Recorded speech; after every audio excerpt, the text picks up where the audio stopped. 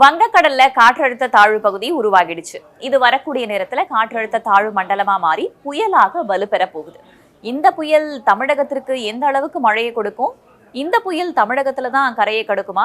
இந்த புயல் எங்க போக போகுது என்பதான பல்வேறு கேள்விகள் இருக்கும். அது மட்டும் இல்லாம வடகிழக்கு பருவமழையினால பரவலாக கனமழை பெய்து வந்த நிலையில இனி வரக்கூடிய நாட்கள்ல மழை பொழிவு எப்படி இருக்க போகிறது என்பது போன்ற பல்வேறு விவரங்களை இந்த காணொளியில நாம விரிவா பார்க்கலாம். இது வெதர் வித் வேதா.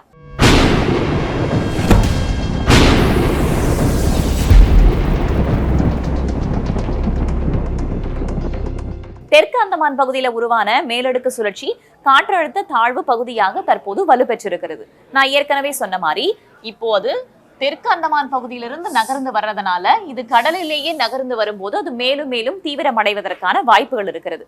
இது மேலும் மேலும் தீவிரமடைந்து வரும் நாட்கள்ல புயலாக வலுப்பெறுவதற்கான வாய்ப்புகள் இருக்கிறது. புயலாக வலுப்பெறும் பட்சத்துல இதற்கு மொந்தா என்று பெயரிடுவார்கள். இந்த மொந்தா புயல் தாய்லாந்தினால் பரிந்துரை செய்யப்பட்ட பெயர். சரி, இந்த புயலுடைய நகர்வு எப்படி இருக்க போகிறது? தமிழகத்தை நோக்கி நகருமா அல்லது வேற ஏதேனும் பகுதியை நோக்கி செல்ல வாய்ப்பு இருக்கிறதா அப்படின்றத இப்ப நம்ம பார்க்கலாம். இது நம்ம பார்த்துட்டு இருக்கிறது 25ஆம் தேதிக்கானது. இதே 26ஆம் தேதி ஞாயிற்றுக்கிழமை அதோடைய நகர்வு எப்படி இருக்கு அப்படின்னு பாக்குறோம். இன்னும் சற்றே தீவிரமடைந்து இன்னும் நிலப்பகுதியை நோக்கி நகர்ந்து வருகிறது. அதே போல 27ஆம் தேதி நம்ம பார்க்கிறோம், இன்னும் நகர்ந்து வருகிறது நிலப்பகுதியை நோக்கி. அப்படி நகர்ந்து வரும்போது அதோடைய தீவிரத்தன்மையும் அதிகரிக்கிறது. இப்ப நம்ம பார்க்கிறோம் அது முழுவதுமாக புயலாக வலுப்பெற்றிருக்கிறது. இதோடைய நகர்வு அப்படின்னு பார்த்தோம்னா அந்த பகுதியிலிருந்து மேற்கு வடமேற்கு திசையில தொடர்ச்சியாக ஆந்திர பகுதியை நோக்கி அது நகர்ந்து செல்வதை பார்க்கிறோம். தமிழகம் இங்கே இருக்கிறது, இது ஆந்திர பகுதியை நோக்கி நகர்ந்து செல்வதற்கான வாய்ப்புகள் தான் அதிகமா இருக்கு அப்படின்னு பார்க்கிறோம். 2 வாய்ப்புகள் இருக்கிறது.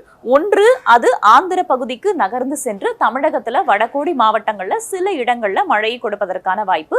மற்றொன்று, தமிழகத்தை நோக்கி நகர்ந்து வந்து தமிழகத்திற்கு மழை கொடுப்பதற்கான வாய்ப்பு இருக்கிறது. இது வாய்ப்பு 1, இது வாய்ப்பு 2. ஆனா இப்ப வாய்ப்பு 1 தான் நடப்பதற்கான வாய்ப்புகள் அதிகம் இருக்கு அப்படின்னு வானிலை ஆய்வு மையம் சொல்லியிருக்காங்க.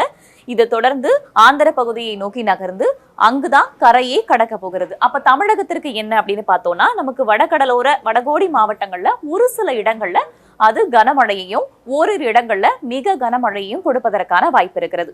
ஒட்டுமொத்தமாக பார்க்கும்போது இந்த சலனம் நமக்கானது கிடையாது அப்படின்றது புரிய வருகிறது. அப்போ மற்ற இடங்கள்ல மழை பொழிவு எப்படி இருக்க போகிறது, இனி வரக்கூடிய நாட்கள்ல மழை பொழிவு எப்படி இருக்கும் அப்படின்னு வானிலை ஆய்வு மையம் சொல்லியிருக்காங்கன்றத இப்ப நம்ம விரிவா பார்த்திடலாம்.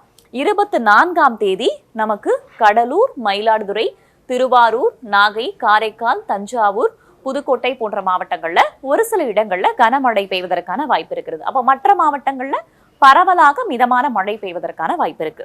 இது 24ஆம் தேதிக்கானது. 25ஆம் தேதி அப்படின்னு பார்த்தோம்னா அதாவது சனிக்கிழமை செங்கல்பட்டு, விழுப்புரம், கடலூர் போன்ற மாவட்டங்கள்ல ஒரு சில இடங்கள்ல கனமழை பெய்வதற்கான வாய்ப்பு மட்டும்தான் இருக்கு. தமிழகம் முழுவதும் பரவலா, ஏன்னா இது வடகிழக்கு பருவமழை காலம் அப்படின்றதுனால நமக்கு விட்டு விட்டு மழை தொடர்வதற்கான வாய்ப்பு இருக்கு அப்படிதான் பார்க்கணும்.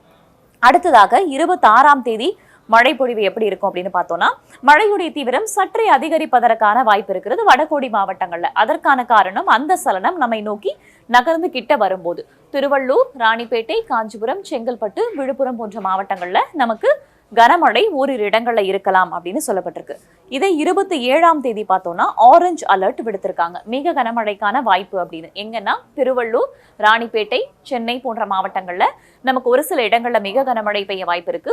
வேலூர், காஞ்சிபுரம், செங்கல்பட்டு மாவட்டங்கள்ல நமக்கு ஒரு சில இடங்கள்ல மிக கனமழை பெய்யலாம் அப்படின்னு சொல்லப்பட்டிருக்கு. மற்ற தமிழக மாவட்டங்கள்ல மிதமான மழை பெய்ய வாய்ப்பு இருக்கு அப்படின்னு புரிஞ்சுக்கலாம்.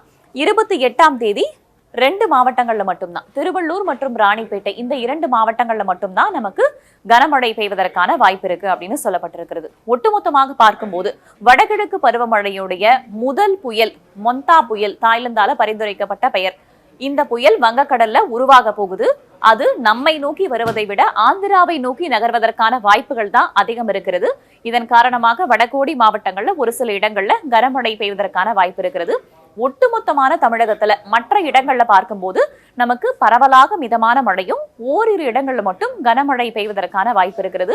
நமக்கு எப்படி மற்ற காலத்துல இரவு மற்றும் அதிகாலை நேரங்கள்ல மழை கொடுக்கும் இல்லையா, சென்னை போன்ற மாவட்டங்கள்ல நம்ம பகல்ல பார்த்தோம்னா லேசான தூறல் அல்லது சாரல் மழை தான் இருக்கும். இதே இரவு நேரத்துல இடியுடன் கூடிய ஆங்காங்கே மழை பெய்வதற்கான வாய்ப்பு இருக்கிறது. மற்ற மாவட்டங்கள்ல பரவலாக மிதமான மழை பெய்ய வாய்ப்பு இருக்கிறது. அடுத்து வரக்கூடிய ஒரு வாரத்திற்கு பெரிதளவுக்கு மழை பாதிப்பு அப்படின்றது தமிழகத்திற்கு கிடையாது. இதுதான் தற்போதைய வானிலை நிலவரம். இது வெதர் வித் வேதா.